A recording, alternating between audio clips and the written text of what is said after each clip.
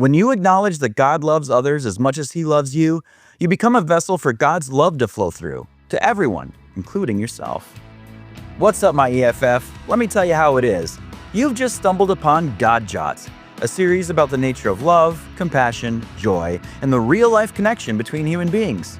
I'm Ender Bowen, Nashville, Tennessee rock pop artist, author, husband, father, complete dork, and aspiring compassionist. Sit back, relax, and be prepared to laugh, cry, maybe even cut someone off in traffic for some reason.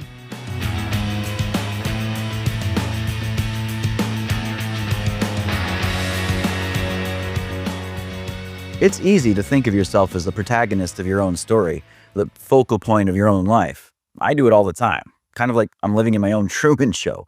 Nothing terrifying about that. But then you remember that God, the creator of the universe, loves every other person as much as He loves you. Not just your best friend or your mom, but the guy who cut you off in traffic this morning, even though he was jogging a little bit too fast for 8 a.m. And look, not just him, but the coworker who drives you nuts or that person who really hurts you. And that, well, that's something to wrestle with. Have you ever been in the position where a friend you love cherishes someone you don't care for, or worse, someone you actively dislike? It's one of those awkward tensions where you feel like there's a gap between you and your friend. Think about that for a second. When I was in high school, I was crazy about this girl. Let's call her Max. I could have called her Steve, but that would have been weird. Max and I had a kind of will they, won't they relationship growing up. Okay, it was more like I was chasing after her for 4 years. And since we were part of the same group of friends, we were around each other a lot. So between the regular socializing and the get-togethers and her daily dose of woo juice, courtesy moi, she knew me pretty well. She knew my heart, she knew my values, and I dare say she probably even loved me. But it was more like, I love you, just stay over there. I thought quite highly of Max. She was smart, strong, didn't cut me off in traffic, and somehow knew how to garner respect and admiration from those around her. But Max also loved her best friend, Steve. The girl who gossiped, the one who snubbed her own friends at parties, who was manipulative and nasty and who never had a kind word to say. If Max was everything I thought she was, and to be fair, she was, how could she love someone like that? How could she love both of us? When we frame this scenario through human relationships, it's rather uncomfortable. I wanted Max to see Steve the way I did, flawed, maybe even toxic. But Max didn't. She saw something else, something worth loving. Now let's put God in Max's shoes.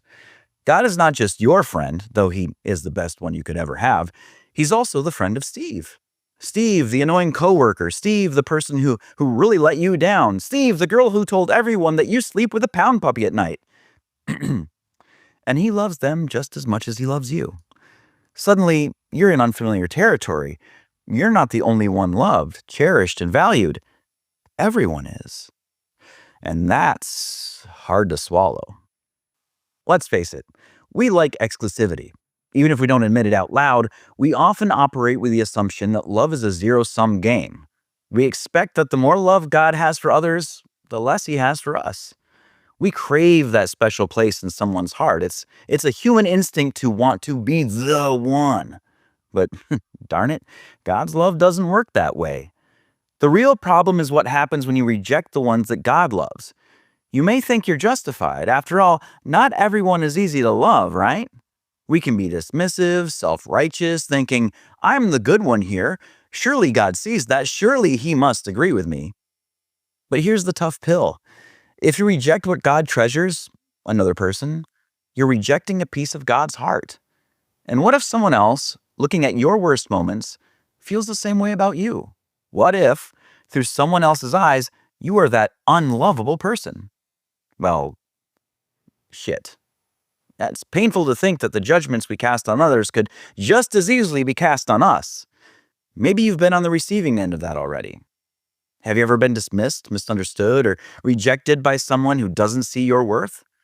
How does that feel? Now imagine God in that moment, seeing all sides, loving everyone in spite of it all. How often do we reject the people He calls beloved? All right, so where does that leave us? If we know that God's love is not confined by our perceptions, and if we understand that rejecting someone God loves means rejecting a part of ourselves, how do we move forward?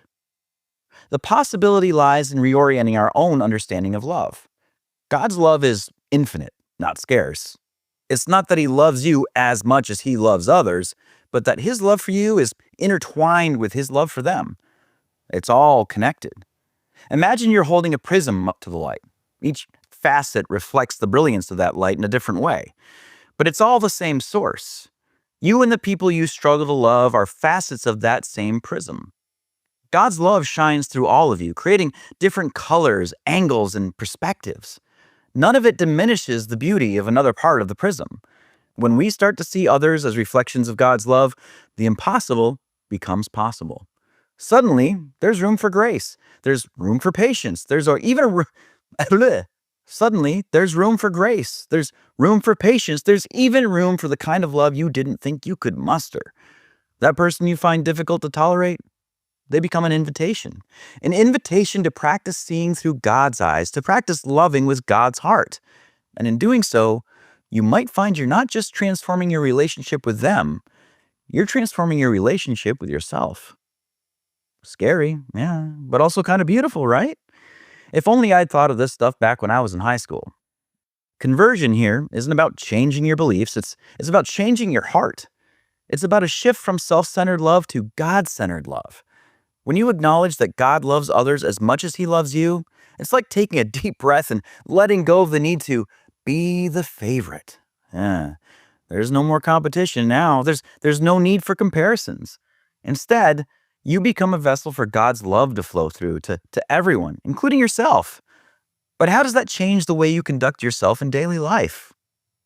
Well, start small. Begin by acknowledging the humanity in others, even those you dislike. When you feel judgment creeping in, pause and ask, how does God see this person? What does he love about them? Surely there must be something he loves, so what is it? Now, this doesn't mean you have to force yourself into close relationships with people who have hurt you or people who are very toxic. Healthy boundaries are important, but it does mean that you stop rejecting the idea that they, too, are beloved by God. It means you allow room in your heart for compassion, even if that compassion looks more like empathy from a distance than a deep friendship. It means releasing the bitterness or judgment that keeps you separated from the very heart of God. When you do this, when you truly open yourself up to the idea that God's love is as vast and boundless for others as it is for you, something shifts inside. You start to realize that love isn't diminished by being shared. In fact, it grows. The more you love, the more love there is. And as you let that love flow outward, you start to heal the parts of yourself that have been locked away by resentment or hurt. In learning to love the unlovable in others, you discover how to love the unlovable in yourself. After all, isn't that what God does every day? So what about the fact that God loves others as much as he loves you? Why wouldn't he? Because in loving them, he shows you how to love yourself. And that might just be the most powerful conversion of all. All right, now it's your turn. Have you ever had a friend who was besties with someone you just didn't particularly care for? How did that affect your friendship? Were you ever able to be, maybe not friends, but civil enough with this person that it didn't cause a strain in your friendship? Did you ever tell your friend how you felt? Given the contents of this episode, how might you have behaved differently? I would love for you to share your thoughts about this episode with my growing community of aspiring compationists. Find out how to join us on Discord by going to enderbowen.com/Discord. Hey, if you like this episode and want to be notified of new ones when they're uploaded, make sure you don't leave without hitting that subscribe button. Or subscribe to God Jots in your favorite podcast streaming service. You can also check out more God Jots, as well as subscribe to the mail list for ebooks, updates, and exclusive content at godjots.com. Until next time, be honest with yourself. Be truthful with others. Give people the opportunity to surprise you. And remember that it's impossible to have absolutely nothing in common with another human being. Be a little light in the world. I'm sure I'll see you soon.